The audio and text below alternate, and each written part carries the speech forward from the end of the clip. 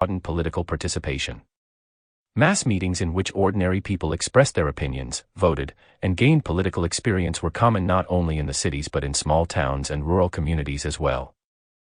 During these years, a greater proportion of the population began to participate in elections. Compared with the colonial assemblies, the new state legislatures included more men from rural and western districts, farmers and artisans as well as lawyers, merchants, and large landowners. This transformation was accompanied by a dramatic shift in the content of political debate. During the colonial period, when only the upper classes were truly engaged in the political process, the principal argument followed the lines of the traditional Tory and Whig divide in Great Britain. The Tory position, taken by colonial officials, was that colonial governments were simply convenient instruments of royal prerogative, serving at the king's pleasure. The Whig position, adopted by colonial elites who sought to preserve and increase their own power, emphasized the need for a government balancing the power of a governor with an upper house and an assembly. As a result of the Revolution, the Tory position lost all legitimacy and the Whig position was challenged by farmers, artisans, and ordinary people armed with a new and radical democratic ideology. The spectrum of politics shifted to the left. 7.3.2 The first state constitutions. One of the first post-revolution debates focused on an appropriate governmental structure for the new states. The thinking of Democrats was indicated by the title of a New England pamphlet of 1776, The People the Best Governors. The ideal form of government, according to Democrats, was the community or town meeting, in which the people set their own tax rates, created a militia, controlled their own schools and churches, and regulated the local economy. State government was necessary only for coordination among communities. Conservative Americans took up the Whig argument of the need for balanced government. The unthinking many, wrote a conservative pamphleteer, should be checked by a strong executive and an upper house. Both of these would be insulated from popular control by property qualifications and long terms in office. The greatest danger, according to conservatives, was the possibility of majority tyranny, which might lead to the violation of property rights and dictatorship. We must take mankind as they are, one conservative wrote, and not as we could wish them to be. 14 states, the original 13 plus Vermont, an independent republic from 1777 until 1791, adopted constitutions between 1776 and 1780. Each of those political charters was shaped by the debate between radicals and conservatives, Democrats and Whigs, and reflected a particular political alignment. Pennsylvania was the first state to adopt a radically democratic constitution, with a unicameral assembly elected annually by all free male taxpayers. North Carolina, Georgia, and Vermont followed the Pennsylvania model. At the other extreme, South Carolina and Maryland created a conservative set of institutions designed to keep citizens and rulers as far apart as possible. The other states adopted constitutional systems somewhere in the middle. 7.3.3 Declarations of Rights. One of the most important innovations of the state constitutions were the guarantees of rights patterned on the Virginia Declaration of Rights of June 1776, written by George Mason. The 15 Articles of the Virginia Declaration declared, among other things, that sovereignty resided in the people, that government was the servant of the people, and that the people had the right to reform, alter, or abolish that government.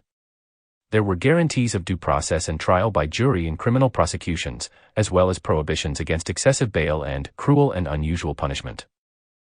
Freedom of the press was guaranteed and the people were assured of the free exercise of religion, according to the dictates of conscience.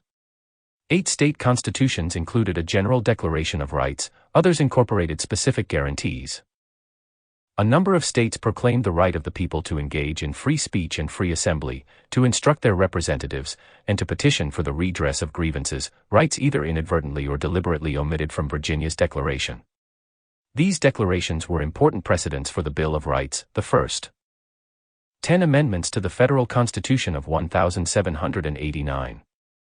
7.3.4 The spirit of reform. The political upheaval of the Revolution raised the possibility of other reforms in American society. The New Jersey Constitution of 1776 enfranchised both male and female property owners. Because married women could own no property in their own names, only single women voted in New Jersey, but large numbers of them participated in elections and spoke out on political issues. There were male protests of this irregular situation, and in 1807 the legislature passed a law explicitly limiting the right to vote to free white male citizens. The New Jersey controversy was something of an anomaly, yet women's participation in the Revolution wrought subtle but important changes. In 1776 Abigail Adams wrote to her husband John Adams at the Continental Congress, "In the new code of laws which I suppose it will be necessary for you to make, I desire you would remember the ladies, and be more generous and favorable to them than your ancestors." In the aftermath of the Revolution, there was evidence of increasing sympathy in the courts for women's property rights and fairer treatment of women's petitions for divorce. And the post-war years witnessed an increase in opportunities for women seeking an education. The most steadfast reformer of the day was Thomas Jefferson. In 1776 he introduced a bill in the Virginia legislature abolishing entail and primogeniture. Legal customs long in effect in aristocratic England that Jefferson believed had no place in a republican society. Jefferson's reform of inheritance law passed and had a dramatic effect. By 1798, every state had followed Virginia's lead. Jefferson's other notable success was his bill for establishing religious freedom. He considered it one of his greatest accomplishments. At the beginning of the Revolution, there were established churches, denominations officially supported and funded by the government, in 9 of the 13 colonies. Many Anglican clergymen harbored Loyalist sympathies, and as part of an anti-Loyalist backlash, New York, Maryland, the Carolinas, and Georgia had little difficulty passing acts that disestablished the Anglican Church. In Virginia, however, many planters viewed Anglicanism as a bulwark against Baptist and Methodist Democratic thinkers, resulting in bitter and protracted opposition to Jefferson's bill. It did not pass until 1786. New England Congregationalists proved even more resistant to change. Although Massachusetts, New Hampshire, and Connecticut allowed dissenting churches to receive tax support, they maintained the official relationship between church and state well into the 19th century. Other states, despite disestablishment, retained certain religious tests in their legal codes. 7.3.5 African Americans and the Revolution. For most African Americans there was little to celebrate, for the American victory guaranteed the continuation of slavery as an institution. Few people were surprised when thousands of black fighters and their families departed with the Loyalists and the British at the end of the war, settling in the West Indies, Canada, and Africa. Most of these refugees were fugitive slaves rather than committed Loyalists. Slaves were recaptured, but most left the country with the British. There was an obvious contradiction in waging a war for liberty while continuing to support the institution of slavery. The contradiction was not lost on Washington, who during the Revolution began to agonize over the morality of slavery. He was not alone. Revolutionary idealism, in combination with a shift away from tobacco farming, weakened the commitment of many Chesapeake planters to the slave system. After the Revolution, a sizable number of Virginians granted freedom to their slaves, and there was a small but important movement to encourage gradual emancipation by convincing masters to free their slaves in their wills. George Washington was one of them, making a will that not only freed several hundred slaves upon his death but also included an elaborate plan for apprenticeship and tenancy for the able-bodied, and lodging and pensions for the aged. Planters in the Lower South, however, heavily dependent as they were on slave labor, resisted the growing calls for an end to slavery. Between 1776 and 1786, all the states but South Carolina and Georgia prohibited or heavily taxed the international slave trade, and this issue became an important point of conflict at the Constitutional Convention in 1787. Perhaps the most important result of this development was the growth of the free African American population. From a few thousand in 1750, their number grew to more than 200,000 by the end of the century. The increase was most notable in the Upper South. The free black population of Virginia, for example, grew from fewer than 2,000 in 1780 to more than 20,000 in 1800. Largely excluded from the institutions of white Americans, the African American community now had enough strength to establish schools, churches, and other institutions of its own. At first, this development was opposed by whites. In Williamsburg, Virginia, for instance, the leader of a black congregation was seized and whipped when he attempted to gain recognition from the Baptist Association. But by the 1790s the Williamsburg African Church had grown to more than 500 members, and the Baptist Association reluctantly recognized it. In the North, slavery was first abolished in the state constitution of Vermont in 1777, in Massachusetts in 1780, and in New Hampshire in 1784. Pennsylvania, Connecticut, and Rhode Island adopted systems of gradual emancipation during these years, freeing the children of slaves at birth. By 1804, every northern state had provided for abolition or gradual emancipation, although as late as 1810, there were still 30,000 African Americans enslaved in the North. During the era of the Revolution, a small group of African American writers rose to prominence. Benjamin Banneker, born free in Maryland, where he received an education, became one of the most accomplished mathematicians and astronomers of late 18th century America. In the 1790s, he published a popular almanac that both white and black Americans consulted. Jupiter Hammond, a New York slave, took up contemporary issues in his poems and essays. But the most famous African American writer was Phyllis Wheatley, who came to public attention when her poems on various subjects, religious and moral, appeared in London in 1773, while she was still serving as a domestic slave in Boston. Kidnapped in Africa as a young girl and converted to Christianity during the Great Awakening, Wheatley wrote poems combining piety with a concern for her people. Writing to the Mohegan Indian minister Samuel Occam in 1774, Wheatley penned a line that not only applied to African Americans but also to all Americans struggling to be free. In every human breast God has implanted a principle, which we call love of freedom. It is impatient of oppression, and pants for deliverance. The same principle lives in us. Conclusion: the Revolution was a tumultuous era, marked by violent conflict between patriots and loyalists, masters and slaves, settlers and Indian peoples. The advocates of independence emerged successfully, largely because of their ability to pull together and consolidate their identification with the national community, an identity that emerged from national institutions like the Continental Army during periods of trial like the Valley Forge Winter. Fearful of the power of central authority, however, Americans created a relatively weak national government. People identified strongly with their local and state communities, and these governments became the site for most of the struggles over political direction that characterized the Revolution and its immediate aftermath. But not all problems, it turned out, could be solved locally. Within a very few years, the nation would sink into a serious economic depression that sorely tested the resources of local communities. By the mid-1780s, many American nationalists were asking a question similar to the one Washington asked at Valley Forge in 1777, what then is to become of this nation? Chapter. The New Nation 1786, 1800. American Communities: a Rural Massachusetts Community. Rises in defense of liberty. Several hundred farmers from the town of Pelham and scores of other rural communities in western Massachusetts converged on the courthouse in Northampton, the county seat, before sunrise on Tuesday, August 29, 1786. They arrived in military formation, the men's tricorner hats festooned with sprigs of evergreen, symbols of freedom frequently worn by Yankee soldiers during the War for Independence. At least a third of the men and virtually all their officers were veterans. The country was in the midst of an economic depression that had hit farm communities particularly hard. Two-thirds of the men who marched on Northampton had been sued for debt, and many had spent time in debtor's prison. Dozens of rural towns petitioned the state government for relief. However, not only did the merchant-dominated legislature reject their pleas, but it also raised the property tax in order to pay off the enormous debt the state had accumulated during the Revolution. The farmers decided to take matters into their own hands. When outsiders threatened a man's property, they argued, the community had the right, indeed the duty, to rise up in defense. During the Revolution, armed men had marched on the courts, shutting down the operation of government, and now they were doing it again. The judges of the Northampton court had no choice but to shut down, and that success led to similar actions in many other Massachusetts counties.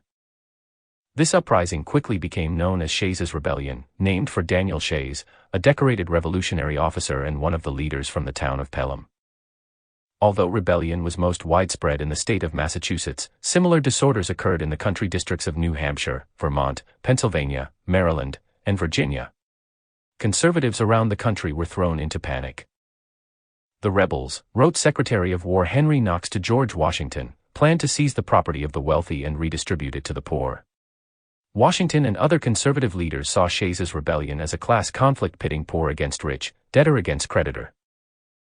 Yet the residents of Pelham and other rural towns acted in common, without regard to rank or property. Big farmers and small farmers alike marched on the county court. They came from tight-knit communities, bound together by family and kinship. Whether well-to-do or poor, they considered themselves husbandmen, and they directed their protest against outsiders, the urban residents of Boston and other coastal towns. The crisis in Massachusetts ended when a militia force raised by the White Shirts in the eastern part of the state, and financed by the great merchants, marched west and crushed the Shaysites in January 1787. Daniel Shays fled the state and never returned. 15 of the leaders were tried and sentenced to death. 2 were hanged before the remainder were pardoned, and some 4,000 other farmers temporarily lost their right to vote, to sit on juries, or to hold office. Yet many of them considered their rebellion a success. The next year Massachusetts voters rejected the old governor and elected a new legislature, which passed a moratorium on debts and cut taxes to only 10% of what they had been. Shays's rebellion was the most prominent of hundreds of protests, uprisings, and revolts across the United States focusing on the hard times caused by the economic depression. But the most important consequence of this unrest was not relief for the poor and distressed. Rather, it was the effect they had on conservative nationalists unhappy with the distribution of power between the states and national governments under the Articles of Confederation. In the aftermath of Shays's rebellion, they acquired a new determination to create a stronger national government. The economic and political crisis of the 1780s would lead to the Constitutional Convention and a new charter for a national state. It would be enthusiastically supported by many, passionately opposed by many others. Its ratification would bring a new and stronger government to power, headed by the leaders of the Revolution. Before the end of the century, that government would lay the groundwork for the longest-lived democratic republic in the world. 8.1 The crisis of the 1780s. How did economic conditions in the years after the Revolution lead to calls for fundamental political change? The Depression of the mid-1780s and the political protests it generated were instrumental in the development of strong nationalist sentiment among elite circles. In the aftermath of Shays's rebellion, these sentiments coalesced into a powerful political movement dedicated to strengthening the national government. 8.1.1 The economic crisis. The economic crisis that produced Shays's rebellion had its origins in the Revolution. The shortage of goods resulting from the British blockade, the demand for supplies by the army and the militias, and the flood of paper currency issued by the Confederation Congress and the states combined to create the worst inflation in American history.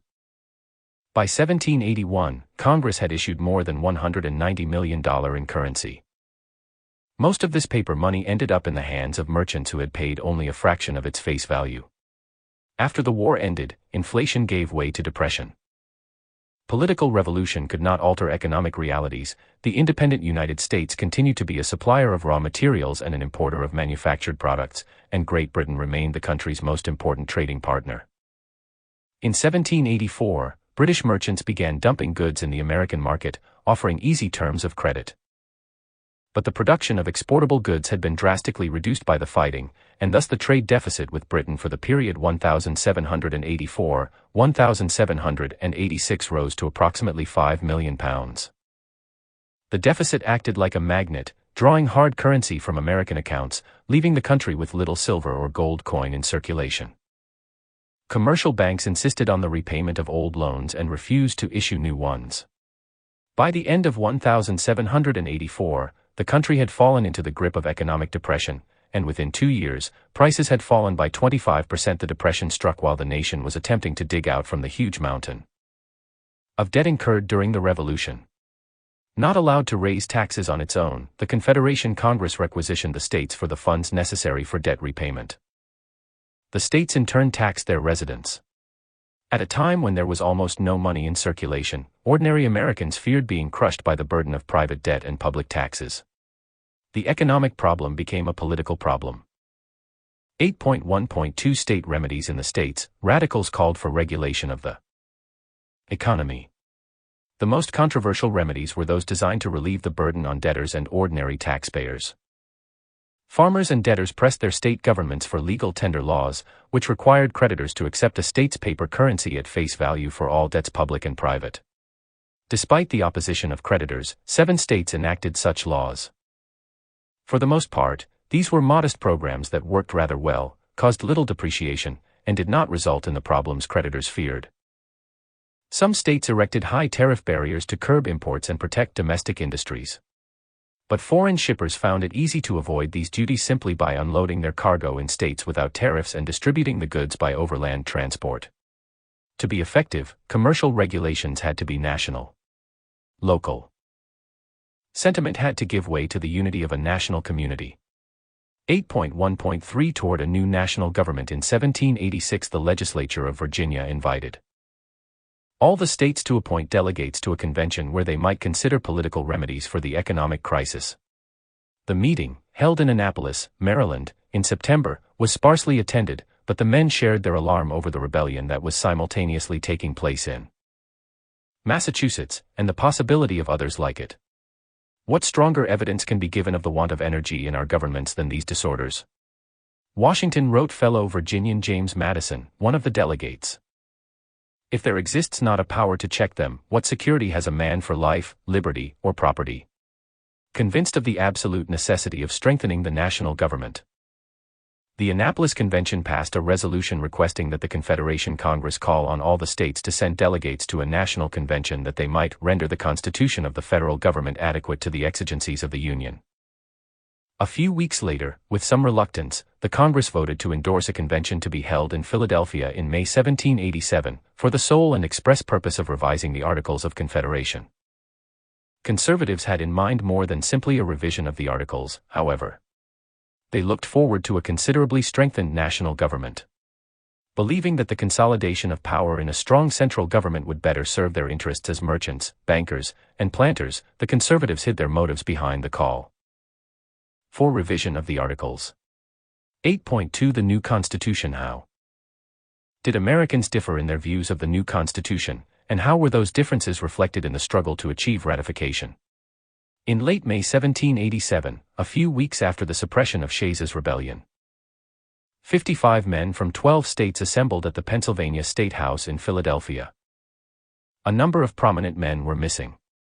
Thomas Jefferson and John Adams were serving as ambassadors in Europe, and Patrick Henry of backcountry Virginia declared that he smelt a rat. But most of America's best-known leaders were present: George Washington, Benjamin Franklin, Alexander Hamilton, James Madison, George Mason, and Robert Morris. 29 of the delegates were college-educated, 34 were lawyers, 24 had served in Congress, and 21 were veterans of the officer corps of the Continental Army. At least 19 owned slaves, and there were also land speculators and merchants. There were no ordinary farmers or artisans and, of course, no women, African Americans, or Indians. The Constitution was framed by white men who represented America's social and economic elite. These men were patriots, however, and committed to republicanism, that government must rest on the consent of the governed, and that the authority of rulers must be conditional on popular support. But they were not Democrats. They believed that the country already suffered from too much democracy. They feared that ordinary people, if given ready access to power, would enact policies against the interests of the privileged classes and, thus, the nation as a whole. The specter of Shays's rebellion hung over the proceedings. 8.2.1 The Constitutional Convention. On their first day of work, the delegates agreed to vote by states, as was the procedure of Congress. They chose Washington to chair the meeting. Although the sessions were closed to the public, James Madison, a young, conservative Virginian, took voluminous daily minutes that provide the best record of the proceedings. Madison and his fellow Virginians had drafted what became known as the Virginia Plan. Presented to the convention shortly after it convened, their plan set the agenda for the convention. The Virginia Plan proposed scrapping the Articles of Confederation in favor of a consolidated government, with the power to tax and to enforce its laws directly rather than through the states. A spirit of locality, Madison declared, was destroying the aggregate interests of the community, by which he meant the great community of the nation. The Virginia Plan would have reduced the states to little more than administrative institutions, something like counties. There would be a bicameral national legislature with all seats apportioned by population. Members of the House of Representatives would be elected by popular vote, but members of the Senate chosen indirectly by state legislators, insulating them from Democratic pressure. The Senate would lead, controlling foreign affairs and the appointment of officials. An appointed chief executive and a national judiciary would together form a council of revision having the power to veto both national and state legislation. The main opposition to the Virginia plan came from the delegates of the small states who feared being swallowed up by the large ones. After 2 weeks of debate, William Paterson of New Jersey introduced an alternative that became known as the New Jersey Plan. This plan also proposed increasing the powers of the central government but retained the single-house Congress of the Confederation government in which the states were equally represented. After much debate, the delegates finally agreed to what has been called the Great Compromise. Representation would be proportional to population in the House, with equal representation to each of the states in the Senate. The compromise allowed for the creation of a strong national government while still providing an important role for the states. Part of this Great Compromise was a second fundamental agreement between North and South. In the opinion of James Madison, the real difference of interests lay, not between the large and small but between the northern and southern states. The institution of slavery and its consequences formed the line of discrimination. Southern delegates wanted protections for slavery. They wanted provision for the mandatory return of fugitive Southern slaves from the free Northern states. To boost their power in Congress, they wanted slaves counted for the purpose of determining a state's proportional representation but excluded from the apportioning of taxes. Northern delegates, who wanted a central government with the power to regulate commerce, agreed to count 5 slaves as the equivalent of 3 free men, the so-called 3/5 rule, in exchange for Southern support for a Commerce Clause, providing the federal government with the power to regulate commerce with foreign nations. Among the several states, and with Indian tribes. After bitter debate, the delegates also agreed to include a provision preventing any federal restriction on the importation of slaves for 20 years. The word slave appeared nowhere in the text. It would, James Madison argued, be wrong to admit in the Constitution the idea that there could be property in men. Instead, the drafters employed phrases such as persons held to labor. But these provisions amounted to national guarantees for Southern slavery. Although a minority of delegates were opposed to slavery and regretted having to give in on this issue, they agreed with Madison, who wrote that, great as the evil is, a dismemberment of the Union would be worse. There was still much to decide regarding the other branches of government. Madison's Council of Revision was scratched in favor of a strong federal judiciary with the implicit power to declare unconstitutional acts of Congress. There were demands for a powerful chief executive with veto power to check the legislature. To keep the president independent, the delegates decided he should be elected rather than appointed by the Congress, as was the procedure under the Articles of Confederation. But fearing that ordinary voters would never be sufficiently informed to select wisely, they insulated the process from popular choice by creating the Electoral College. Voters in the states would not actually vote for president. Rather, each state would select a slate of electors equal in number to the state's total representation in the House and Senate. Following the general election, the electors in each state would meet to cast their ballots and elect the president. The delegates voted their approval on September 17, 1787, and transmitted the document to the Confederation Congress, agreeing that it would become operative after ratification by 9 states. A number of congressmen were outraged that the convention had exceeded its charge of simply modifying the articles, but Congress agreed to issue a call for a special ratifying convention in each of the states. 8.2.2 Ratifying the new Constitution. The supporters of the new Constitution immediately adopted the name Federalists to describe themselves. Their opponents had to content themselves with the negative label Anti-Federalists. The critics of the Constitution were by no means a unified group. But most believed it granted far too much power to the central government, weakening the autonomy of local communities and states. Elections to select delegates for the state ratification conventions. The alignment of forces generally followed the lines laid down during the fights over economic issues in the years since the Revolution. An agrarian localist versus commercial cosmopolitan alignment characterized most of the states. The most critical convention took place in Massachusetts in early 1788. 5 states, Delaware, Pennsylvania, New Jersey, Georgia, and Connecticut, had already voted to ratify, but the states with the strongest anti-federalist movements had yet to convene. If the Constitution lost in Massachusetts, its fate would be in great danger. At the Massachusetts Convention, the opponents of ratification, which included supporters of Shays's rebellion, enjoyed a small majority. But several important anti-federalist leaders, including Governor John Hancock and Revolutionary leader Samuel Adams, were swayed by the enthusiastic support for the Constitution among Boston's townspeople, whose livelihoods were tied to the commercial economy. On February 16, the convention voted narrowly in favor of ratification. To no one's surprise, Rhode Island rejected the Constitution in March, but Maryland and South Carolina approved it in April and May. On June 21, 1788, New Hampshire became the 9th state to ratify. The Constitution was now the law of the land. New York, Virginia, and North Carolina were left with the decision of whether to join the new union. Anti-Federalist support was strong in these states. North Carolina voted to reject. In New York, the delegates were moved to vote their support by a threat from New York City to secede from the state and join the Union separately if the state convention failed to ratify. The Virginia Convention was almost evenly divided, but promises to amend the Constitution to protect the people from the potential abuses of the federal government persuaded enough delegates to produce a victory for the Constitution. The promise of such a Bill of Rights was important in the ratification vote of 5 of the states. 8.2.3 The Bill of Rights Anti-Federalist delegates in numerous state ratification conventions had proposed a grab bag of more than 200 potential amendments protecting the rights of the people against the power of the central government. In June 1789, James Madison, elected to the first Congress as a representative from Virginia, set about transforming these proposed amendments into a coherent series of proposals.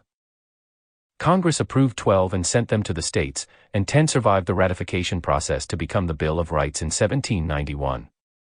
The First Amendment prohibited Congress from establishing an official religion and provided for the freedom of assembly. It also ensured freedom of speech, a free press, and the right of petition.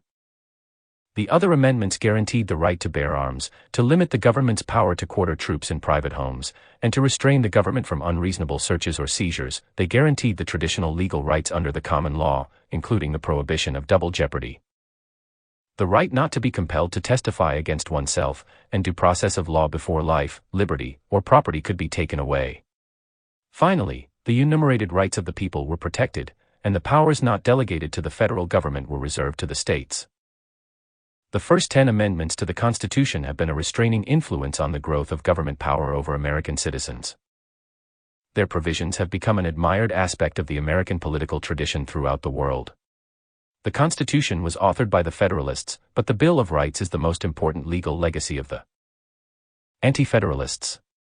8.3 The First Federal Administration. How did Washington's administration establish the foundation for the subsequent development of American politics and government? Ratification of the Constitution was followed in the fall of 1788 by the first federal elections for Congress and the presidency, and in the spring of 1789 the new federal government assumed power in the temporary capital of New York City. The inauguration of George Washington as the first president of the United States took place on April 30 on the balcony of Federal Hall, at the corner of Wall and Broad Streets. Re-elected without opposition in 1792, Washington served until 1797. The first years under the new federal constitution were especially important for the future because they shaped the structure of the American nation-state in ways that would be enormously significant for later generations. 8.3.1 The Washington Presidency. Congress quickly moved to establish departments to run the affairs of state, and Washington soon appointed Thomas Jefferson as Secretary of State, Alexander Hamilton as Secretary of the Treasury, Henry Knox as Secretary of War, and Edmund Randolph as Attorney General. The President consulted each of these men regularly and during his first term met with them as a group to discuss matters of policy. By the end of Washington's presidency, the secretaries had coalesced in what came to be known as the Cabinet, an institution that has survived to the present despite the absence of constitutional authority. Washington understood the importance of national unity, and in his style of leadership, his consultations, and his appointments he sought to achieve a balance of conflicting political perspectives and sectional interests. His intentions would be sorely tested during the 8 years of his administration.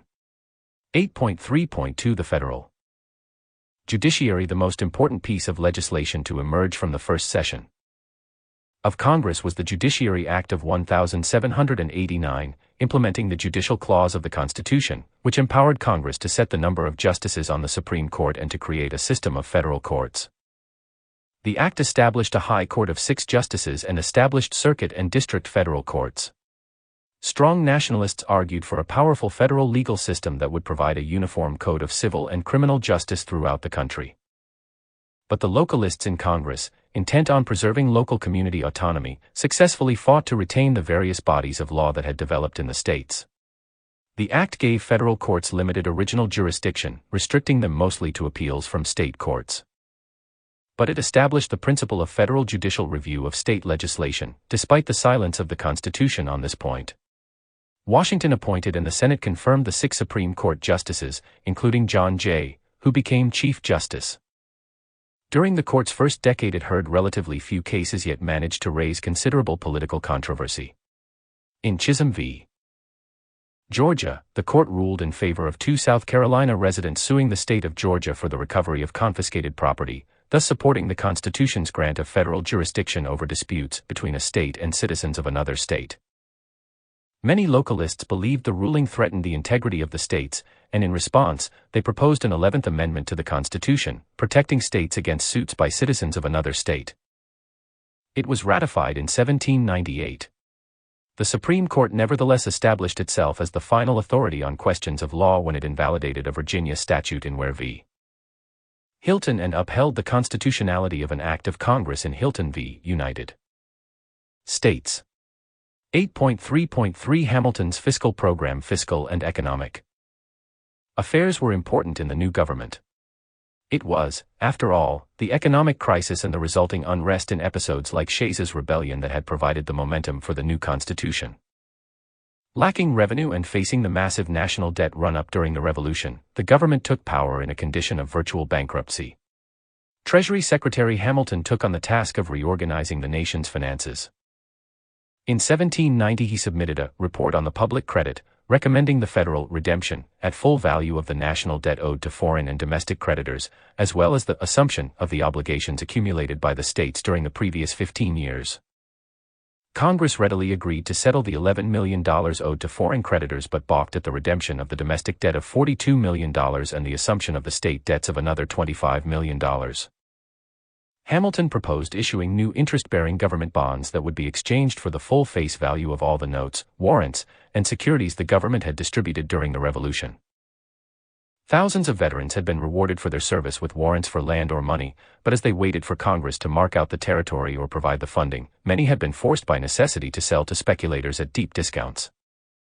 Hamilton's proposal, his colleague James Madison objected, would result in windfall profits for speculators and create a permanent federal debt. Hamilton did not dispute these claims but instead argued that they were good things. The creation of a federal debt by the issue of securities would give the government the ability to finance national projects or provide for national defense in the event of war, and the possession of those securities in the hands of a wealthy class of citizens would offer a guarantee for the government's stability. There was even greater congressional opposition to Hamilton's proposal for the assumption of state debts. Some states had already arranged to pay off their debts, whereas others had not, so the plan seemed to reward the insolvent and punish the thrifty. Congress remained deadlocked on these issues for 6 months, until congressmen from Pennsylvania and Virginia arranged a compromise. Final agreement, however, was stalled by a sectional dispute over the location of the new national capital. Southerners supported Washington's desire to plant it on the Potomac River, but Northerners argued for Philadelphia. In return for Madison's pledge to obtain enough Southern votes to pass Hamilton's debt assumption plan, Northern congressmen agreed to a location for the new federal district on the boundary of Virginia and Maryland. Hamilton now proposed a second component of his fiscal program, the establishment of a Bank of the United States. The bank, a public corporation funded by private capital, would serve as the depository of government funds and the fiscal agent of the Treasury. Congress narrowly approved it, but Madison's opposition raised doubts in the president's mind about the constitutionality of the measure, and Washington solicited the opinion of his cabinet. Jefferson took a strict constructionist position, arguing that the powers of the federal government must be limited to those specifically enumerated in the Constitution. Hamilton, on the other hand, reasoned that the Constitution implied the power to use whatever means were necessary and proper to carry out its enumerated powers, the loose constructionist position. Persuaded by Hamilton's opinion, Washington signed the bill, and the bank went into operation in 1791. The final component of Hamilton's fiscal program, outlined in his famous Report on Manufactures, was an ambitious plan involving the use of government securities as investment capital for infant industries and high protective tariffs to encourage the development of an industrial economy. This last component of Hamilton's program failed to gain sufficient support to become law. Many of Hamilton's specific proposals for increased tariff protection, however, became part of the revision of duties that took place in 1792. Moreover, his fiscal program as a whole dramatically restored the financial health of the United States. The Federalist political coalition, forged during the ratification of the Constitution, was sorely strained by these debates over fiscal policy. By the middle of 1792, Jefferson, representing Southern agrarians, and Hamilton, speaking for Northern capitalists, were locked in a full-scale feud within the administration. Hamilton stated the difference clearly when he wrote that one side appears to believe that there is a serious plot to overturn the state governments and substitute a monarchy to the present republican system, while the other side firmly believes that there is a serious plot to overturn the general government and elevate the separate powers of the states upon its ruins. Distressed by these political disputes, Washington considered retiring at the end of his first term, but both factions encouraged him to remain in office to bridge their differences. The factions did contest the vice presidency. In December 1792, Washington was re-elected by unanimous vote in the Electoral College, but incumbent Vice President John Adams was only narrowly returned to office. It was an indication of things to come. 8.3.4 American Foreign Policy. The conflict between Hamilton and Jefferson grew even bitterer over the issue of American foreign policy. The commanding event of the Atlantic world during the 1790s was the French Revolution, which broke out in 1789. Most Americans enthusiastically welcomed the fall of the French monarchy. But with the inauguration of the Reign of Terror in 1793, which claimed the lives of hundreds of aristocrats and politicians upon the guillotine, American conservatives began to voice their opposition. The execution of King Louis XVI in January 1793 and the outbreak of war between revolutionary France and monarchical Great Britain a few weeks later firmly divided American opinion. Most at issue was whether the Franco-American alliance of 1778 required the United States to support France in its war with Britain. All of Washington's cabinet agreed on the importance of American neutrality. Jefferson believed it highly unlikely that the French would call upon the Americans to honor the 1778 treaty and that the administration should simply wait and see. But Hamilton argued that so great was the danger of American involvement in the war that Washington should immediately declare the treaty temporarily and provisionally suspended. These disagreements revealed two contrasting perspectives on the course the United States should chart in international waters.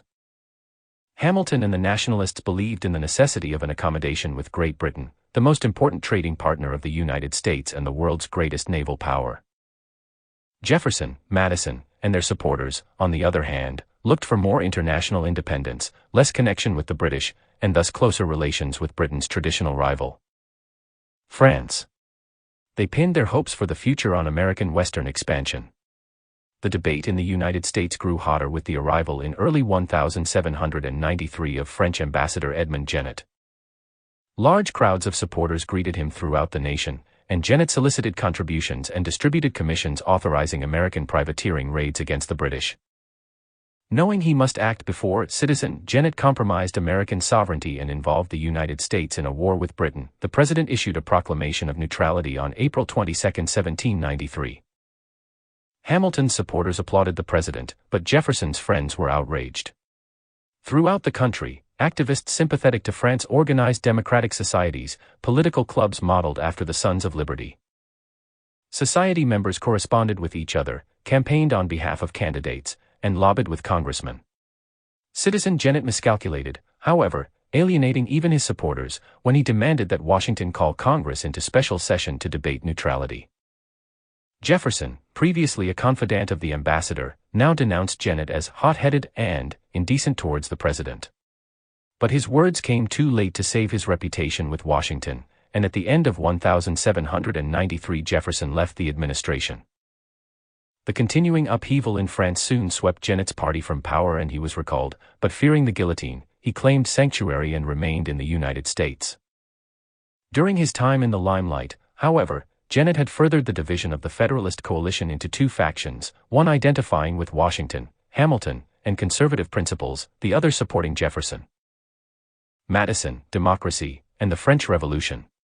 8.3.5 The United States and the Indian peoples. One of the most pressing problems of the Washington Presidency concerned the West. The American attempt to treat Western Indian tribes as conquered peoples after the Revolution had resulted only in further violence and warfare. In the Northwest Ordinance of 1787, the Confederation Congress abandoned that course for a new approach. The utmost good faith shall always be observed towards the Indians, the ordinance read.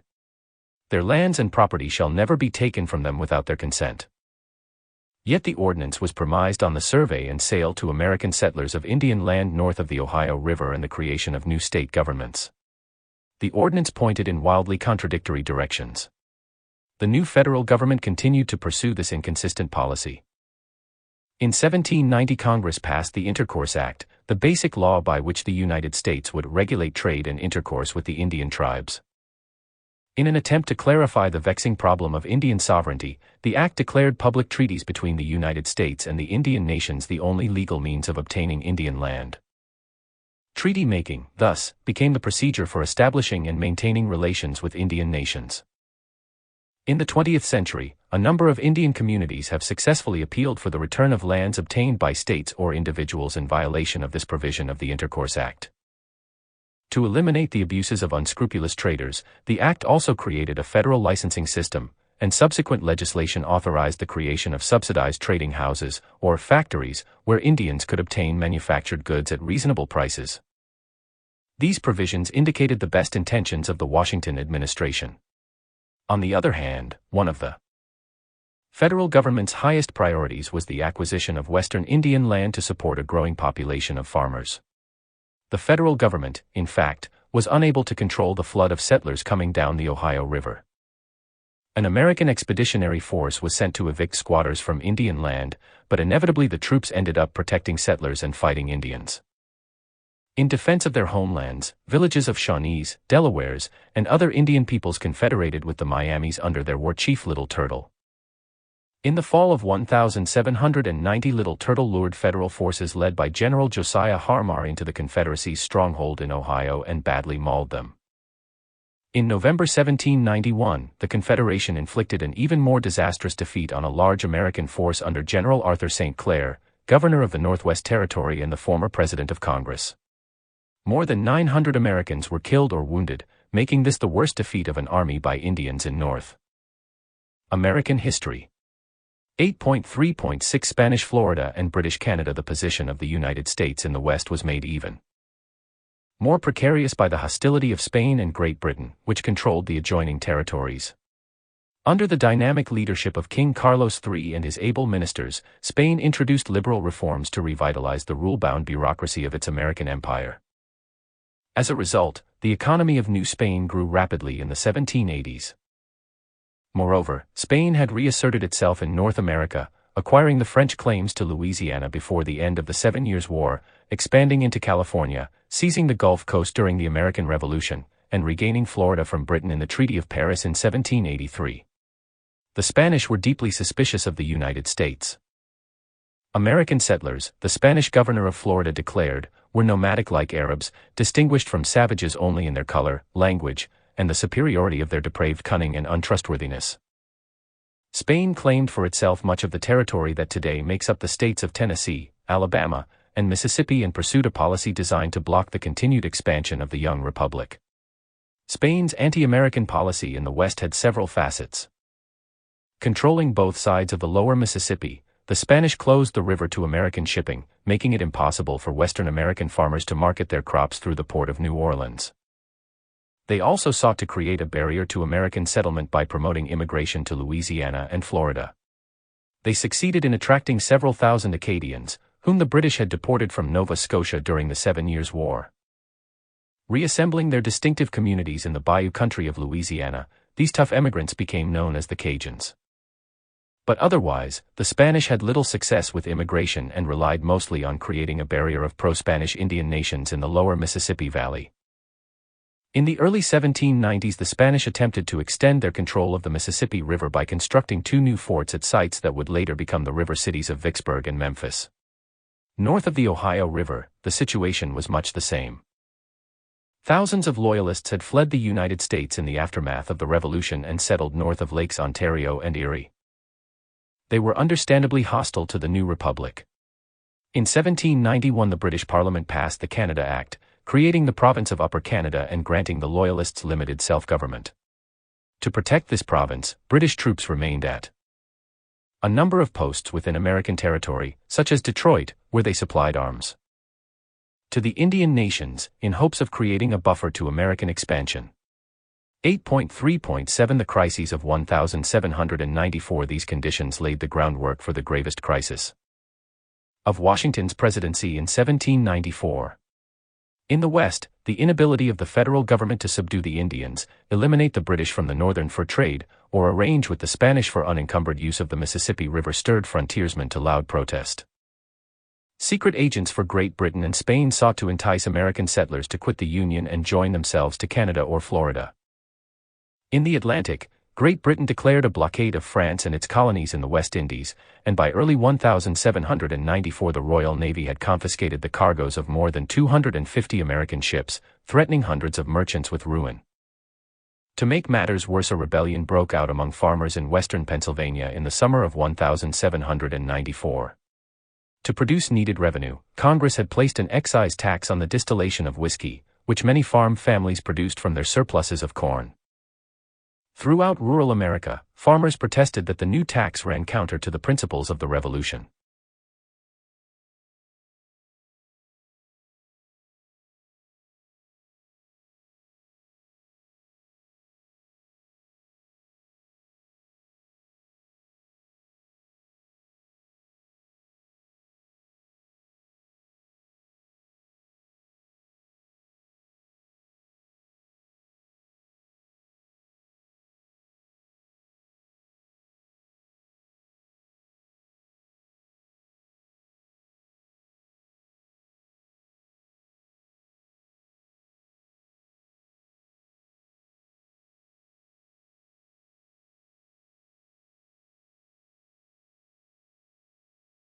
Internal taxes upon consumption, declared the citizens of Mingo Creek, in western Pennsylvania, are most dangerous to the civil rights of freemen, and must in the end destroy the liberties of every country in which they are introduced.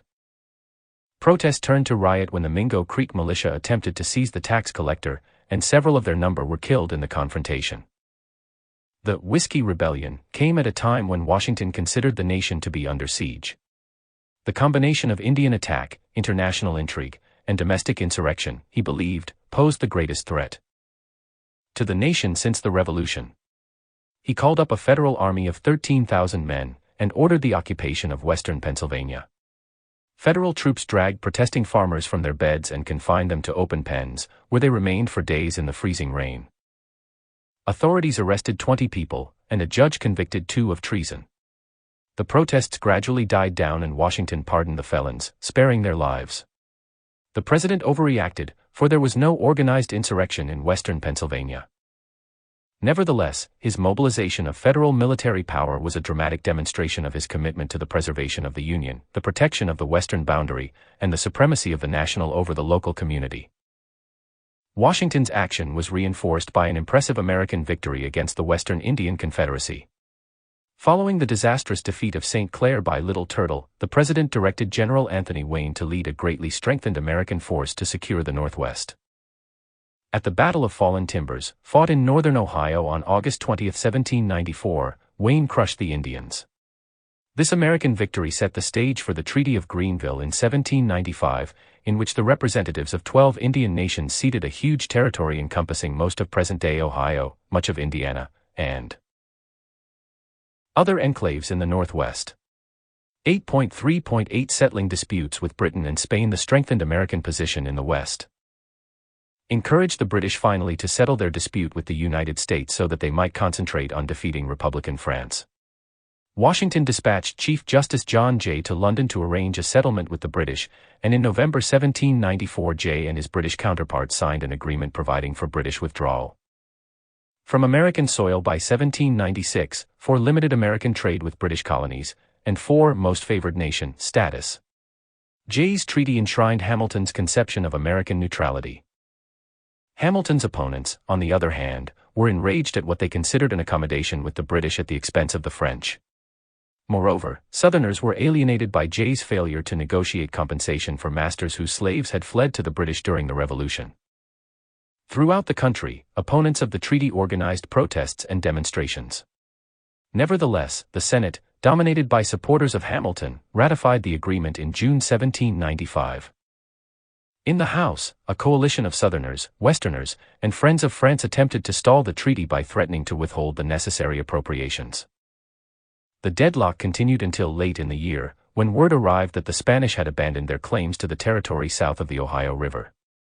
Spain had declared war on revolutionary France but quickly suffered a humiliating defeat. Fearing the loss of its American empire, the Spanish found it expedient to come to an agreement with the Americans.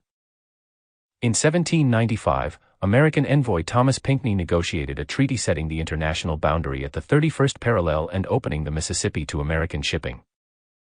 This treaty was compatible with the Jeffersonian conception of empire, and congressmen from the South and West were delighted with its terms. Administration supporters, however, demanded that the House agree in the matter of Jay's treaty before the Senate would approve Pinckney's. With the ratification of these important treaties, the United States established its sovereignty over the land west of the Appalachians and opened to American commerce a vast market extending from Atlantic ports to the Mississippi Valley. From a political standpoint, however, the events of 1794 and 1795 brought Washington down from his pedestal. Vilified by the opposition press, sick of politics, and longing to return to private life, Washington rejected the idea of a third term. 8.3.9 Washington's farewell address. During the last months of his term, Washington published a farewell address to the nation. He extolled the benefits of the federal government and praised the financial stability that had resulted from Hamilton's policy. In the best-remembered portion of the address, he urged that the United States seek commercial connections with all nations but have with them as little political connection as possible. Looking forward, he expressed great concern about the growing acrimony between political factions, which, he argued, agitates the community with ill-founded jealousies and false alarms, and opens the door to foreign influence and corruption. 8.4 Federalists and Democratic Republicans. How and why did the first American political parties emerge? The framers of the Constitution envisioned a one-party state in which partisan distinctions would be muted by patriotism and public virtue. Among the numerous advantages promised by a well-constructed union, Madison had written, is its tendency to break and control the violence of faction. He not only failed to anticipate the rise of political parties or factions, but also saw them as potentially harmful to the new nation. Yet it was Madison who took the first steps toward organizing the opposition to the policies of the Washington administration, and it was Hamilton, Madison's co-author of the Federalist Papers, who organized administration supporters into a disciplined political faction. Despite the intentions of the framers, in the 12 years between the ratification of the Constitution and the federal election of 1800, political parties became a fundamental part of the American system of government. 8.4.1 The rise of political parties evident in the debates and votes of Congress from 1789 to 1795 was a series of shifting coalitions. These coalitions first began to polarize into opposing political factions during the debate over Jay's Treaty in 1795, when agrarians, Westerners, Southerners, and supporters of France came together in opposition. By the time of the election of 1796, the factions had taken names for themselves. Hamilton's supporters continued to claim the mantle of federalism, but Jefferson's supporters christened themselves Republicans, suggesting by implication that the Federalists were really monarchists at heart.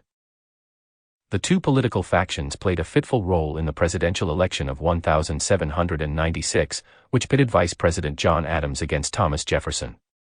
Adams was victorious, but in accordance with the Constitution, the vice presidency went to the candidate with the second highest total. And that was Jefferson. The new administration was born divided. 8.4.2 The Adams presidency. Adams was put in the difficult situation of facing a political opposition led by his own vice president. He nevertheless attempted to conduct his presidency along the lines laid down by Washington and retained most of the former president's appointees. On the other hand, Adams benefited from rising tensions between the United States and France. Angered by Jay's Treaty, the French suspended diplomatic relations with the United States at the end of 1796 and inaugurated a tough new policy toward American shipping. During the next 2 years they seized more than 300 American vessels and confiscated cargoes valued at an estimated $20 million. Hoping to resolve the crisis, Adams sent an American delegation to France. But in dispatches sent back to the United States, the envoys reported that 3 agents of the French Foreign Ministry had demanded a bribe before any negotiations could begin. Skeptical Republicans demanded the release of the dispatches, which Adams agreed to in 1798, substituting the letters X, Y, Z for the names of the French agents.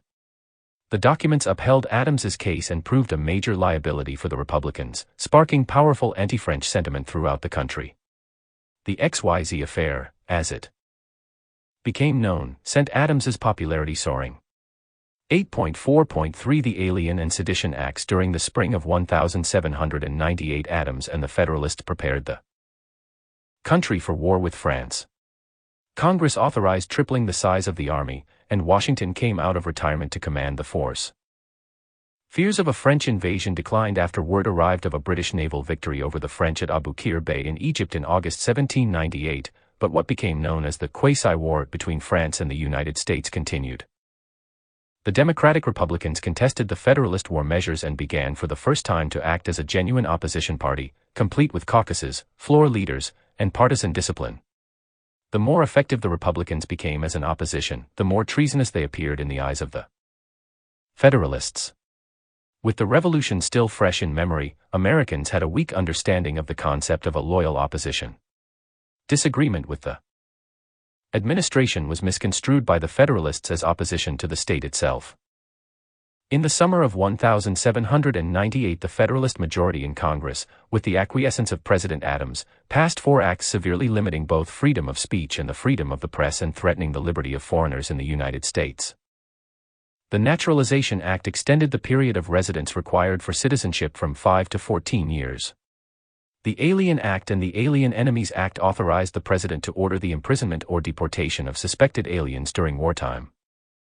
Finally, the Sedition Act provided heavy fines and imprisonment for anyone convicted of writing, publishing, or speaking anything of a false, scandalous, and malicious nature against the government or any of its officers. The Federalists intended these repressive laws as weapons to defeat the Democratic Republicans. They prosecuted dissent by indicting leading opposition newspaper editors and writers, fining and imprisoning at least 25 of them. The most vilified was Congressman Matthew Lyon of Vermont, scorned by Federalists as Ragged Matt the Democrat. In July 1798, Lyon was convicted of publishing libelous statements about President Adams and thrown into prison. Later that year, he conducted a campaign from his jail cell and was re-elected to Congress. In response to these 4 acts, Madison and Jefferson anonymously authored resolutions, passed by the Virginia and Kentucky legislatures, declaring the Constitution a compact among sovereign states and advocating the power of the states to nullify unconstitutional laws. When threatened with overbearing central authority, they argued the states had the right to go their own way. The Virginia and Kentucky resolves, as they were known, would later be used to justify the secession of the southern states at the beginning of the Civil War. 8.4.4 The Revolution of 1799. The French convinced President Adams that they were willing to settle their dispute with the United States when they released seized American ships and requested negotiations. But conservative Federalists continued to beat the drums of war. When Federalists in Congress attempted to block the negotiations, Adams threatened to resign and turn the government over to Vice President Jefferson. Adams considered the settlement of this conflict with France to be one of the greatest accomplishments of his career. The presidential campaign of 1800 was the first to be contested by 2 disciplined political parties. Caucuses of congressmen nominated respective slates, Adams and Charles Cotesworth Pinckney of South Carolina for the Federalists, Jefferson and Aaron Burr of New York for the Republicans. Both tickets thus represented attempts at sectional balance. The Democratic Republicans presented themselves as the party of traditional agrarian purity, of liberty and states' rights. They were optimistic, convinced they were riding the wave of the future. The Federalists, divided and embittered, waged a defensive struggle for strong central government and public order. Adams won in New England but elsewhere was overwhelmed. Jefferson called it the Revolution of 1800. Party discipline was so effective, in fact, that it created a constitutional crisis. By casting all their ballots for Jefferson and Burr, Republican electors thoughtlessly produced a tie vote, thus forcing the election into the lame duck House of Representatives controlled by the Federalists. Given a last chance to decide the election, Federalist representatives attempted to cut a deal with Burr. Although Burr refused, he also declined to withdraw his name from consideration. Finally, on the 35th ballot, the Federalists arranged with their opponents to elect Jefferson without any of them having to vote in his favor. Afterward, Congress passed and the states ratified the 12th Amendment, creating separate ballots for president and vice president in time for the next presidential election. 8.4.5 Democratic political culture. Accompanying the rise of partisan politics was a transformation in popular political participation. Consider the custom of celebrating Independence Day. At the beginning of the 1790s, in many communities, the day featured demonstrations of military prowess by veteran officers, followed by banquets for leaders. Relatively few Americans played a direct role. But during the political controversies of the decade, a tradition of popular celebration developed. People took to the streets, set off fireworks, erected liberty poles, and listened to readings of the preamble of the Declaration of Independence. There was a corresponding increase in the suffrage. In 1789, state regulations limited the franchise to a small percentage of the adult population. Women, African Americans, and Indians could not vote, but neither could a third to a half of all free adult males, who were excluded by tax-paying or property-owning requirements. Moreover, even among the eligible, the turnout was generally low.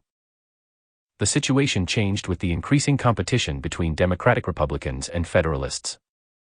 Popular pressure resulted in the introduction of universal white manhood suffrage in 4 states by 1800 and the reduction of property requirements in others. Thus was inaugurated a movement that would sweep the nation over the next quarter century. As a consequence, voter turnout increased in all the states. The growth of popular interest in politics was a transformation as important as the peaceful transition from Federalists to Democratic Republicans in national government. 8.5 The Rising Glory of America. What did Americans read in the early decades of the Republic? In 1771, Philip Freneau and Hugh Henry Brackenridge addressed their graduating class at Princeton on The Rising Glory of America. Thus far, American contributions to learning and the arts had been slim, they admitted, but they were boundlessly optimistic about the potential of their country. Indeed, judged against the creative work of the colonial period, the Revolutionary generation accomplished a great deal in their effort to build a national culture. 8.5.1 The liberty of the press. At the beginning of the Revolution in 1775, there were 37 weekly or semi-weekly newspapers in the 13 colonies. By 1789, the number of papers in the United States had grown to 92. Relative to population, there were more newspapers in the United States than in any other country in the world, a reflection of the remarkably high literacy rate of the American people. In New England, almost 90% of the population could read, and even on the frontier about 2/3 of the males were literate. During the political controversy of the 1790s, the press became the principal medium of Federalist and Democratic Republican opinion, and papers came to be identified by their politics. The prosecutions under the Sedition Act, however, threatened to curb the further development of the media, and in their opposition to these measures, Democratic Republicans played an important role in establishing the principle of a free press. In his first inaugural address, Jefferson echoed this early champion of the freedom of expression. Error of opinion may be tolerated, he declared, where reason is left free to combat it. During Jefferson's presidency, the Alien and Sedition Acts, which had justified the suppression of political opinion, were repealed or allowed to expire. 8.5.2 Books. During the post-revolutionary years, there was an enormous outpouring of American publications. In the cities, the number of bookstores grew in response to the demand for reading matter. Perhaps even more significant was the appearance in the countryside of numerous book peddlers who supplied farm households with Bibles, gazettes, almanacs, sermons, and political pamphlets. One of them wrote that he found his customers uninformed, their minds bitter, and their manners savage, but they cried out for books. Some of the most interesting American books of the post-war years examined the developing American character. The French emigrant Michel Guillaume Jean de Crèvecoeur, in Letters from an American Farmer, proposed that the American, a product of many cultures, was a new man with ideas new to the world. John Filson, the author of The Discovery, Settlement, and Present State of Kentucky, presented the narrative of one such new man, the Kentucky pioneer Daniel Boone. In doing so, he took an important step toward the creation of that most American of literary genres, the Western. But for Americans, the most important new man was George Washington. In 1800, an itinerant bookseller, Mason Locke Weems, published a short biography of the first president that became the new nation's first bestseller. Weems's Life of Washington introduced a series of popular and completely fabricated anecdotes, including the story of young Washington and the cherry tree. Although Washington had in fact become a partisan leader of the Federalists during his second term, Weems presented him as a unifying figure for the political culture of the new nation, and that was the way he would be remembered. 8.5.3 Women on the intellectual scene. One of the most interesting literary trends of the 1790s was the growing demand for novels appealing to women readers. Susanna Haswell Rowson's Charlotte Temple and Hannah Webster Foster's The Coquette. Tales of seduction and abandonment ran up tremendous sales and remained in print for much of the next century. The Young Republic thus marked the first dramatic appearance of women writers and women readers. Although women's literacy rates continued to be lower than men's, they rose steadily as girls joined boys in common schools. This increase was one of the most important social legacies of the democratic struggles of the Revolutionary era. Some writers argued that the new Republican order ought to provide new roles for women as well as for men. The first avowed feminist in American history was Judith Sargent Murray, who publicly stated her belief that women should be taught to depend on their own efforts for the procurement of an establishment in life. Her essay, On the Equality of the Sexes, written in 1779 and published in 1790, threw down a bold challenge to men. Yes, ye lordly, ye haughty sex, she wrote, our souls are by nature equal to yours, and predicted that American women would commence a new era in female history. Federalists listened to such opinions with horror. Women of masculine minds, one Boston minister sneered, have generally masculine manners. There seemed to be general agreement among all parties, however, that the time had come for women to be better educated. Republican institutions of self-government were widely thought to depend on the wisdom and self-discipline of the American people. Civic virtue, so indispensable for the Republic, needed to be taught at home. By placing her learning at the service of her family, the Republican mother was spared the criticism leveled at independent-minded women such as Murray. A woman will have more commendation in being the mother of heroes, wrote one Federalist, than in setting up, Amazon-like, for a heroine herself. Thus were women provided the opportunity to be not simply helpmates but also people learned and wise.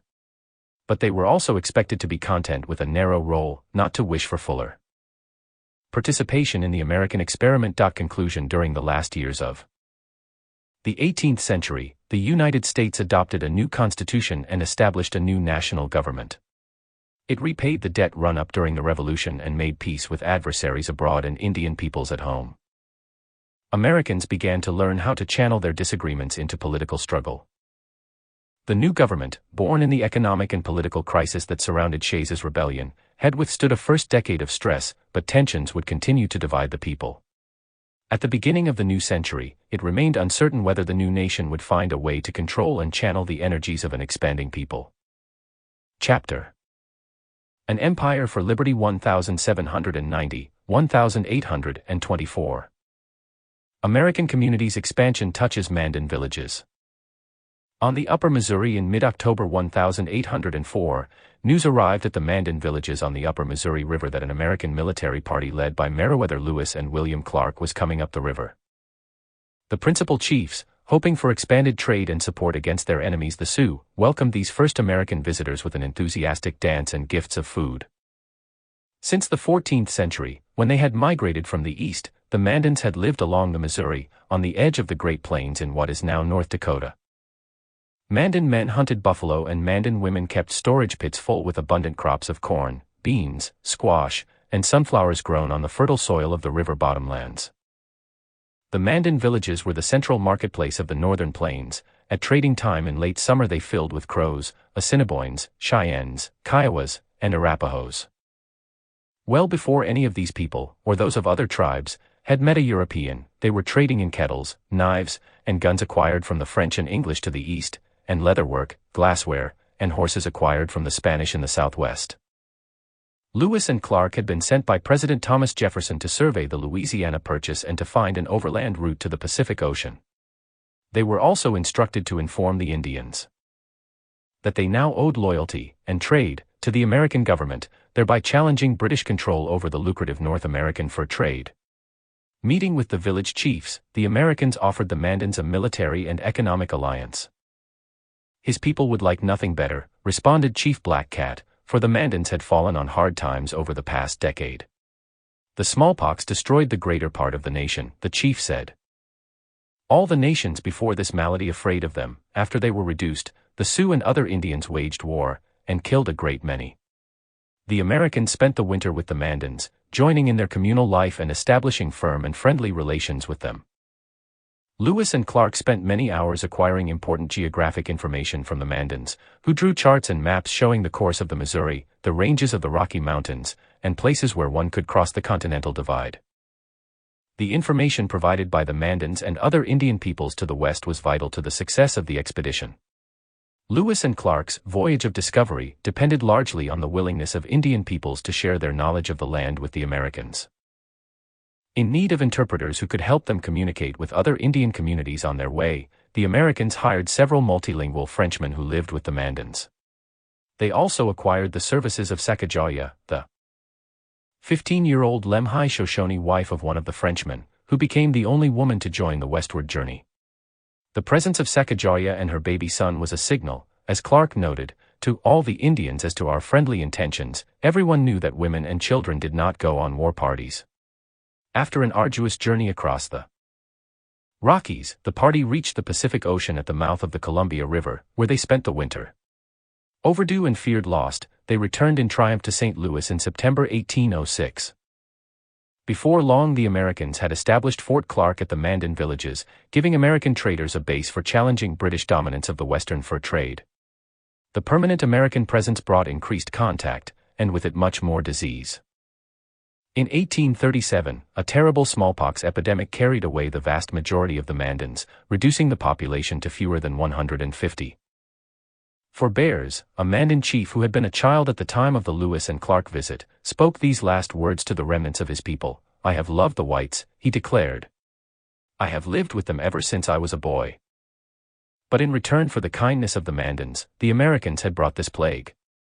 They have deceived me," he pronounced with his last breath. "Those that I always considered as brothers turned out to be my worst enemies." In sending Lewis and Clark on their voyage of discovery to claim the land and the loyalty of the Mandans and other Western Indian communities, President Jefferson was motivated by his vision of an expanding American republic of self-sufficient farmers. During his and succeeding presidencies, expansion became a key element of national policy and pride. Yet, as the experience of the Mandans showed, what Jefferson viewed as enlargement of the empire for liberty had a dark side: the destruction, from disease and coerced displacement, of the communities created by America's first peoples. In the first quarter of the 19th century, the young American nation was preoccupied with defining its place on the North American continent and in the larger world of independent nations. At the same time that America found opportunities in world trade and in territorial expansion, it encountered international opposition from Britain and resistance at home from hard-pressed Indian nations. This chapter describes the ways in which, through war and diplomacy, the United States defined and controlled the nation's expanded boundaries, a vital step in building a sense of national identity and community. 9.1 North American communities from coast to coast. How did the United States define its place on the North American continent? In the decades after independence, in spite of the political turmoil of the 1790s, the newly independent United States entered the new century full of national pride and energy. But the larger issue, America's place in the world, was still uncertain, beginning with its situation on the North American continent. 9.1.1 The new nation, the United States of America in 1800 seemed much like it had been before the American Revolution, a loosely connected group of scattered states clinging to the Atlantic seaboard. Two-thirds of the young nation's people still lived within 50 miles of the Atlantic coast. Most people lived on farms or in small towns, and their horizons were limited and local. The exception was the Atlantic seaports, which looked outward to the world. Although only 3% of the nation's population lived in cities, the Atlantic ports, Charleston, Baltimore, Philadelphia, New York, and Boston, continued to dominate the nation economically and politically. Nevertheless, the new nation was already transforming itself. Between 1790 and 1800, the American population grew from 3.9 million to 5.3 million. Growth by migration was greatest in the Trans-Appalachian West, a region that was already home to approximately 100,000 Indians.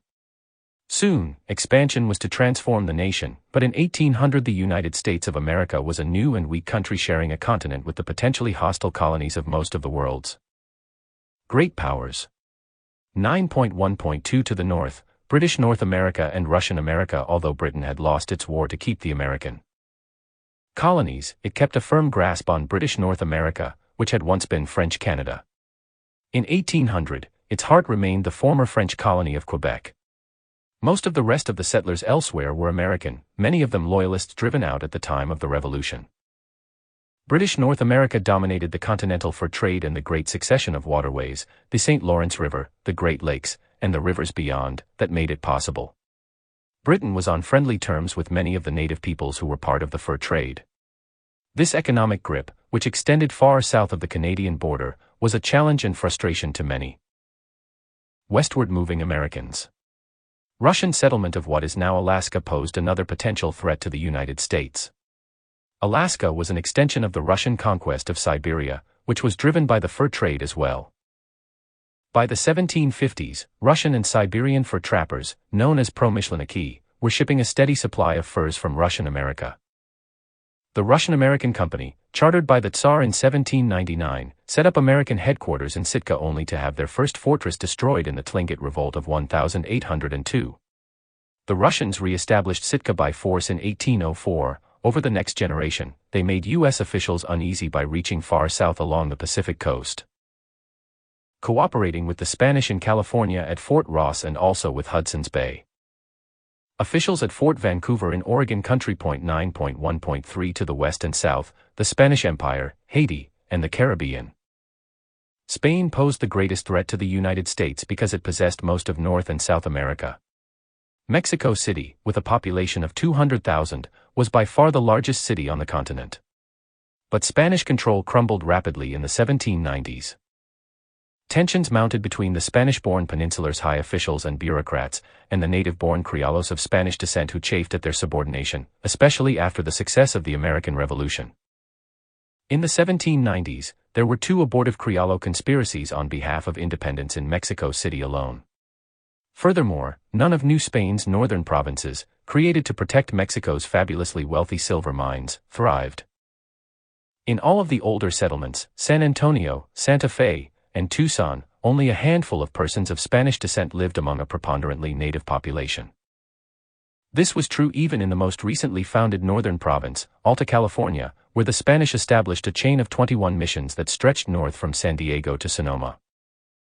Despite Spain's desire to seal its territory from commerce with other nations, a brisk but illegal trade in otter skins, hides, and tallow developed between the United States and California after the first American ship, the Leela Bird, arrived in 1803. American traders were making inroads on Spanish-held territory along the Mississippi River as well. New Orleans, acquired by Spain from France in 1763, was becoming a thriving international port. Every year, a greater proportion of products for the New Orleans trade was supplied by Americans living some distance up the Mississippi River. Pinckney's 1795 treaty with Spain guaranteed Americans free navigation of the Mississippi River and the right to deposit goods at the port of New Orleans. Nevertheless, Americans were uncomfortably aware that the city's crucial location at the mouth of the Mississippi meant that whatever foreign nation possessed New Orleans had the power to choke off the flourishing trade in the vast Mississippi Valley River system. More than 600 miles north was the small trading town of St. Louis, founded by the New Orleans trader Pierre Laclede in 1763. By 1800, the town had fewer than 1,000 residents, 3/4 of whom were involved in the Indian trade of the Missouri River. Spanish officials tried to supervise that trade, but real control rested in the hands of Laclede and the other French traders. Americans visiting this shabby little place laughed at Pierre Laclede's prediction that St. Louis would become one of the finest cities in America, but he was right. The Caribbean posed a racial challenge to the United States. The rich sugar-producing islands, variously colonies of Spain, France, and Britain, provided 80 to 90% of the European supply of sugar. All the sugar plantations used enslaved Africans as the labor force. Thus, they shared with the slave-holding American South a distinctive Afro-North American society that cut across national boundaries. This world was jolted in 1791 by the revolt of black slaves in Saint-Domingue, France's richest colony. Under the leadership of Toussaint Louverture, the former colony, renamed Haiti, became North America's first independent black nation. Its existence struck fear into the hearts of white slave owners. At the same time that it served as a beacon of hope to the enslaved. 9.1.4 Transappalachia within the United States itself, the region of greatest growth was territory west of the Appalachian Mountains, and it was this area that was most affected by fears of continuing British influence on Indian peoples. By 1800, about 500,000 people had found rich and fertile land along the Ohio River system. Soon there was enough population for statehood. Kentucky and Tennessee were the first Transappalachian states admitted to the Union. Cincinnati, strategically situated 450 miles downstream from Pittsburgh, was a particularly dramatic example of the rapid community growth and development in the Transappalachian region. Founded in 1788, Cincinnati began life as a military fort, defending settlers from resistance by Shawnee and Miami Indians. Conflict between these Indian peoples and the new settlers was so fierce that the district was grimly referred to as the Slaughterhouse. After the Battle of Fallen Timbers broke Indian resistance in 1794, Cincinnati became the point of departure for immigrants arriving by the Ohio River on their way to settle the interior of the Old Northwest, Ohio, Indiana, and Illinois. In 1800, Cincinnati had a population of about 750 people. By 1810, it had tripled in size, confirming its boast to be the Queen City of the West. Cincinnati merchants were soon shipping farm goods down the Ohio, Mississippi River system to New Orleans, 1,500 miles away. River hazards like snags and sandbars made the downriver trip by barge or keelboat hazardous, and the return trip upriver was slow, more than 3 months from New Orleans to Cincinnati. Nevertheless, river traffic increased yearly, and control of New Orleans became a key concern of Western farmers and merchants. If New Orleans refused to accept American goods, Cincinnati merchants and many thousands of Transappalachian farmers would be ruined. 9.2 A national economy. How did the United States find a place in international trade in the early 1800s? Concern about New Orleans illustrates the new nation's weak position in international trade. In 1800, the United States was a producer of raw materials. It faced the same challenge that emerging nations confront today. At the mercy of fluctuating world commodity prices they cannot control, such countries have great difficulty protecting themselves from economic dominance by stronger, more established nations. 9.2.1 Cotton and the economy of the young republic. In 1800, the United States was predominantly rural and agricultural. According to the census, 94 of 100 Americans lived in communities of fewer than 2,500 people, and 4 of 5 families farmed the land. Crops were grown for subsistence rather than for sale. Commodities such as whiskey and hogs provided small and irregular cash incomes or items for barter. As late as 1820, only 20% of the produce of American farms was consumed outside the local community. The situation was different in the South, where plantation agriculture based on enslaved African workers was both commercial and international. The demand for cotton was growing rapidly in response to the boom in the industrial production of textiles in England and Europe, but extracting the seeds from the fibers of the variety of cotton that grew best in the southern interior required an enormous investment of labor. The cotton gin, which mechanized this process, was invented in 1793. Soon cotton, and the slave labor system that produced it, assumed a commanding place in Southern life and in the foreign trade of the United States. The essential contribution of cotton to the nation's economy was the most important social and political reality of the early 19th century. In 1790, however, increasing foreign demand for American goods and services hardly seemed likely.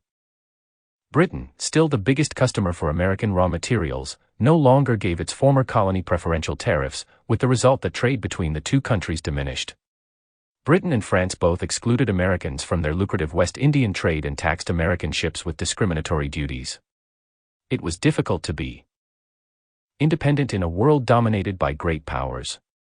9.2.2 Neutral shipping in a world at war. Despite these restrictions on American commerce, the shipping trade begun during the colonial era in the Atlantic ports became a major asset in the 1790s, when events in Europe provided America with extraordinary opportunities. The French Revolution, which began in 1789, initiated nearly 25 years of warfare between Britain and France. All along the Atlantic seaboard, urban centers thrived as American ships carried European goods that could no longer be transported on British ships without danger of French attack. Because America was neutral, its merchants had the legal right to import European goods and promptly re-export them to other European countries. In spite of British and French efforts to prevent the practice, re-exports amounted to half of the profits in the booming shipping trade. The vigorous international shipping trade had dramatic effects within the United States. The active American participation in international trade fostered a strong and diversified shipbuilding industry. The coastal cities all grew substantially from 1790 to 1820. This rapid urbanization was a sign of real economic growth. In fact, the rapid growth of cities stimulated farmers to produce the food to feed the new urban dwellers. The long series of European wars also allowed enterprising Americans to seize new international opportunities such as the China trade, whose teas, silks, and Chinaware soon became profitable imports, especially afafter 1797 when Americans discovered that the Chinese would pay high prices for the sea otter skins of the Pacific Northwest coast. Soon New England so dominated the seaborne trade in furs to China that the Pacific Northwest Indians called all Americans Bostons. 9.3 The Jefferson Presidency. How did President Jefferson's political philosophy shape his administration's policies? At noon on March 4, 1801, Thomas Jefferson walked from his modest boarding house through the swampy streets of the new federal city of Washington to the unfinished Capitol.